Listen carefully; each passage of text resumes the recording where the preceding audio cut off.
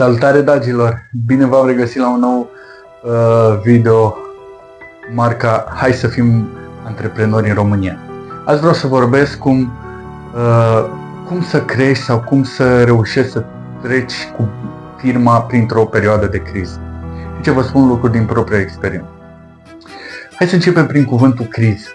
Un cuvânt care mi-a dat fiori și cred că vă dă fiori.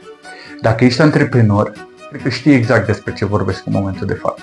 Ai avut momente în care totul mergea bine și într-o dată ai simțit că pământul se clatină subtil.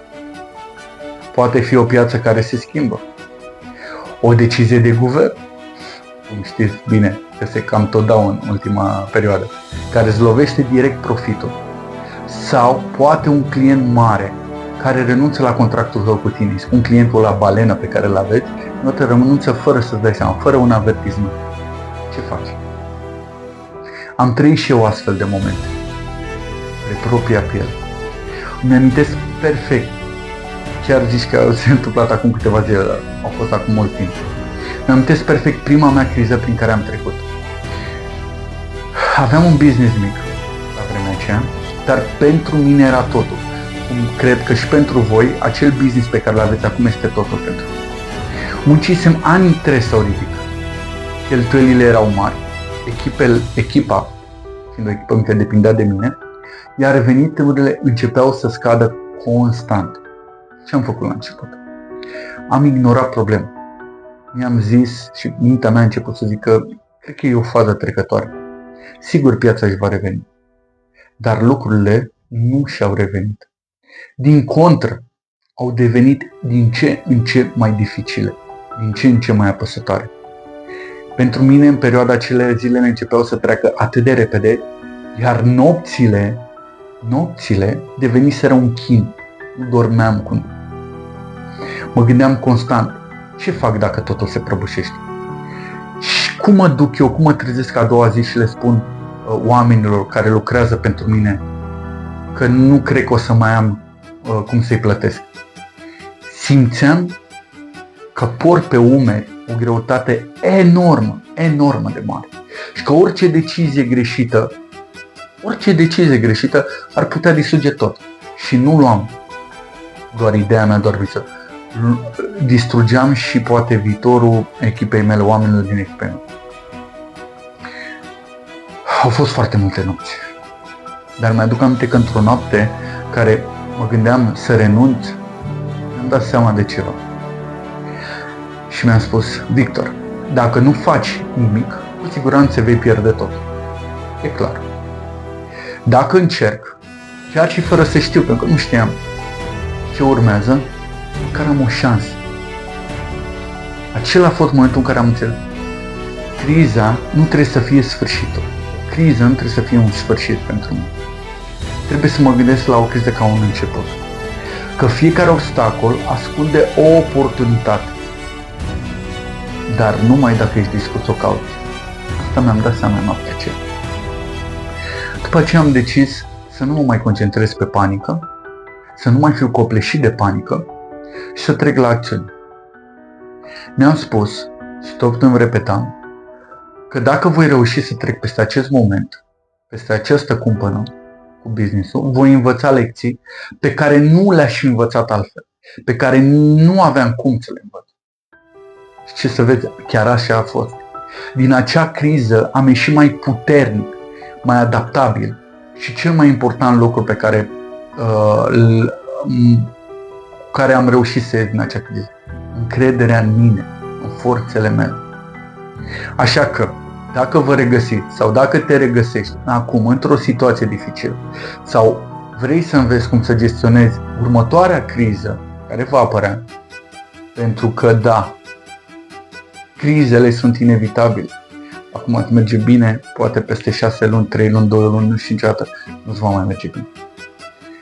Rămâi cu mine până la final, unde îți voi împărtăși niște lecții pe care le-am învățat cu trudă și strategii care m-au ajutat să nu doar să supraviețuiesc, ci să cresc în acele momente de criză, în acele momente grele.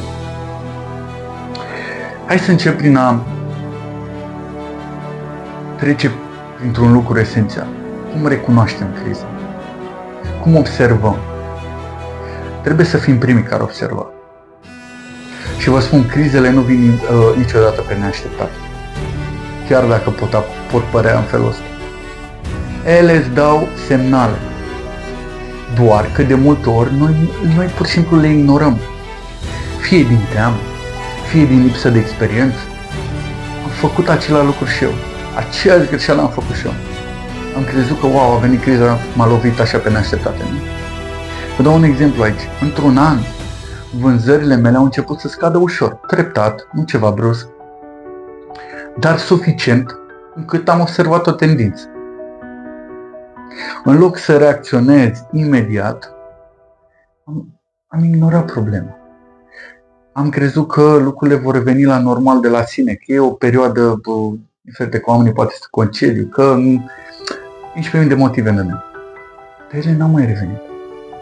Și când am realizat că sunt într-o criză reală, deja pierdusem luni prețioase. Deja eram presat de timp. Ce credeți că am învățat din asta? Că trebuie să fii mereu atent la semnalele pieței. Și aici foarte mulți dintre voi nu vă dați seama că sunt semnale mici. Și vreau să vi le detaliez 3 cele mai importante semnale. 1. Dacă observi că numărul de clienți scade, ar trebui să te întrebi deja de ce. Puneți întrebarea asta și să începi să acționezi. Al doilea, dacă vezi că timpul de încasare al facturilor crește, trebuie să te pregătești pentru efectele acestui lucru. E clar că vine o criză. Dacă apar competitori care oferă, sau dacă ai competitori deja, dar deja oferă alternative mult mai bune și mai ieftine, trebuie să te adaptezi rapid, pentru că vei intra într-o criză. Recunoașterea crizei la timp îți oferă un avantaj enorm de mare. Nu vă dați seama cât de mare. Te ajută să iei decizii înainte ca lucrurile să devină critice și vei lua decizii bazate pe date reale. Nu aștepta să prăbușească totul ca să iei măsuri. Un alt lucru important este cum gestionăm stresul și presiunea în timpul crizei. Poate cel mai greu lucru în timpul unei crize nu este să găsești acele soluții financiare de care ai tu nevoie, ci să-ți păstrezi mintea limpede. Când stresul te copleșește, începi să iei acele decizii proaste sau mai rău, nu mai iei decizii deloc. Mi s-a întâmplat din cauza stresului, din cauza că nu mai aveam timp suficient, mi-era greu să iau decizii. În acea criză despre care ți-am povestit mai devreme, stresul aproape că m-a paralizat. Pur și simplu nu știam cum să mai reacționez. Aveam zile în care mă simțeam atât de obosit și de copleșit cât nu reușeam să fac nimic productiv. Și pe lângă faptul ăsta mă și învinovățeam. Într-o zi, tot așa, încercând să-mi dau seama, am citit ceva care mi-a schimbat complet perspectiva de asta și am reușit să ies din stresul. Și scria în felul următor: nu poți controla tot ce se întâmplă, dar poți controla modul în care reacționezi la ceea ce se întâmplă. Atunci mi-am dat seama că stresul nu va dispărea niciodată. Dar ce pot face? Să învăț să-l congestionez, să învăț cum să-l controlez. Și vă spun ce m-a ajutat pe mine să trec peste stres și poate vă ajută și pe voi. Scrierea problemelor pe hârtie. Se pare banală, dar chiar vă ajută. Când totul este doar în mintea ta, problemele tind să par foarte mari. Și mai mari decât sunt în realitate. Dar când le scrii, le poți analiza și le poți analiza logic și poți găsi soluții. Alt lucru care vă poate ajuta: împărțirea problemelor în pași mici. Nu încerca să rezolvi totul deodată. Fă un pas mic, rezolvă-l, apoi treci la următorul. Este esențial să rezolvi totul în pași mici. Iar al treilea lucru care la fel poate să vă ajute este sprijinul unui mentor. Uneori chiar ai nevoie de cineva din exterior care să-ți ofere o altă perspectivă, o altă vedere. Eu am avut norocul să pot apela la un mentor, în special în acele momente. Iar sfaturile lui m-au ajutat să văd altfel. Așa că vă încurajez și pe voi să apelați la mentor. Criza te obligă să fii mai atent la fiecare detaliu, în special în business-ul tău.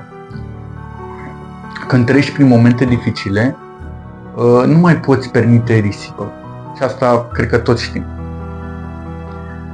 Ce mai putem face în momente de crize este să învățăm cum să optimizăm. Și optimizarea nu înseamnă despre tăierea cheltuielilor, ci despre a face mai mult, mai puțin. Toată lumea crede că optimizăm, tăiem cheltuielile. Nu. Faci mai mult cu mai puțin. Primul lucru care l-am făcut a fost să analizez fiecare aspect al business-ului meu. Și bineînțeles am început cu costurile. M-am uitat la toate cheltuielile, de la furnizori, abonamente, lunare, bineînțeles și chirii. Și mi-am pus întrebare. Și aici vă rog și pe voi să vă puneți aceeași întrebare. Această cheltuială duce sau aduce valoarea directă clienților mei? Țineți minte, această cheltuială duce valoare directă clienților mei? Dacă răspunsul era nu, căutăm alternative. Am renegociat contracte cu furnizorii pe care aveam și am reușit să reduc costurile fără să afectez calitatea. După aceea am trecut la echipă. Și vă spun că aici a fost cea mai dificilă parte. De ce vă spun? Pentru că când treci la echipe acolo doare. Și am realizat că unii oameni nu aduceau valoare suficientă. Și asta cred că e peste tot. Și nu a fost ușor. Dar am fost sincer cu ei. Și am spus, trebuie să devenim mai eficienți. Vreau să păstrez doar oamenii care pot contribui direct la creșterea business-ului. Am fost sincer cu ei, direct. Și am fost surprins de un lucru. Unii dintre ei au acceptat să-și asume roluri și responsabilități noi, sau surplus de responsabilități. Și mi-am dat seama că în momentele de criză, dacă ești direct cu oamenii și cinstit, vei vedea că ei vor rămâne dedicați și vor face mai mult decât li se cere. Așa că încercați să fiți cât mai tranșant și cât mai direct cu ei. Alt sfat important este, ar fi să căutați, sau am învățat că în criză, dacă lucrurile chiar dacă se prăbușesc, întotdeauna există oportunități ascunse. Problema este că majoritatea dintre noi nu suntem concentrați pe supraviețuire. Sau ne-am dus acea concentrare pe supraviețuire, încât uităm să ne uităm în jur și să vedem ce se schimbă. Într-o criză economică, când veniturile mele scădeau, am observat un lucru foarte interesant. Aici aș vrea și pe voi să poate ați observat și voi același lucru. Clienții mei început să caute produse mai ieftine, dar de calitate decentă. Atunci mi-am dat seama că dacă reușesc să creez o linie de produse mai accesibile, voi putea să atrag și acei clienți care nu își mai permiteau, poate, să cumpere ceea ce ofeream până atunci. Pentru mulți poate vi se pare că a fost un risc mare sau n-am gândit-o bine. Dar am zis să testez ideea. Să văd, ok, trebuie să o testez, să văd ce funcționează. Rezultatul? În timp ce competitorii mei se luptau să supraviețuiască pe costuri, adică când nu scădea costul când celălalt scădea, eu am reușit să atrag un nou segment de clienți. Încercați să nu vă mai gândiți în cutie. Încercați să gândiți, cum se spune, out of the box. O altă lecție importantă pe care am învățat-o este flexibilitatea. Dacă ești rigid într-o perioadă de criză, spun sincer, vei pierde. Nu ești făcut pentru business. Trebuie să fii dispus să schimbi direcția business-ului tale chiar dacă asta înseamnă să renunți la anumite lucruri la care ții. Trebuie să faci aceste sacrificii. Am avut un serviciu care mi-aducea mândrie, care îmi plăcea atât de mult și era ca un copil pentru mine, încât l-am gândit. Și m-am agățat de el, spun. Foarte mult timp m-am agățat de el. Pentru că mi-era greu să renunț. Dar într-un final am realizat că dacă vreau să supraviețuiesc, dacă firma vrea să supraviețuiască, trebuie să-l las în urmă. Trebuie să-l las. Trebuie să mă concentrez pe ceea ce aduce valoare reală. Asta e un alt lucru pe care ar trebui să îl înțelegeți. Și neapărat să vedeți cum criza poate să vă aducă lecții valoroase. Dacă ar fi să rezum în momentul de față tot ce am învățat din crizele pe care am trecut și aș vrea să rezum într-o singură propoziție, ar fi aceasta. Criza nu este un obstacol. Nu-l vedeți ca un obstacol, ci un profesor dur care te învață lecții valoroase. Încercați să vă gândiți așa. Eșecurile pe care le-am avut m-au învățat mai mult decât orice succes pe care l-am avut. Nu am crescut din succes. Vă spun, nu crește din succes, creșteți din probleme, din crize. Îmi amintesc clar prima mare lecție pe care am învățat-o. Am pierdut unul dintre cei mai mari clienți ai mei, care reprezenta aproape 40% din veniturile mele. 40% din veniturile mele. La momentul respectiv, am crezut că e sfârșitul. Sfârșitul pentru mine. Dar, privind în urmă, realizez că această pierdere m-a forțat să diversific business. Dacă nu făceam lucrul ăsta, dacă nu s-ar fi întâmplat lucrul ăsta, probabil că și în momentul de ăsta aș continua să depind prea mult de câțiva clienți mari. Pentru mine lecția a fost destul de clară. Nu-ți pune ouăle într-un singur coș. O știți prea bine. Înțelegeți această sintagmă. Nu puneți ouăle într-un singur coș. Pentru că vei putea pierde coșul. O a doua mare lecție a fost să am întotdeauna un plan de rezervă, un plan B. Chiar și C, chiar și D. Crizele vin atunci când te aștepți cel mai puțin. Iar dacă n-ai un plan B, vei fi luat prin surprindere oricât de agil ai fi. După fiecare criză mi-am făcut un obicei. După fiecare problemă mare mi-am făcut un obicei. Să analizez ce am făcut bine, ce am greșit și ce pot îmbunătăți.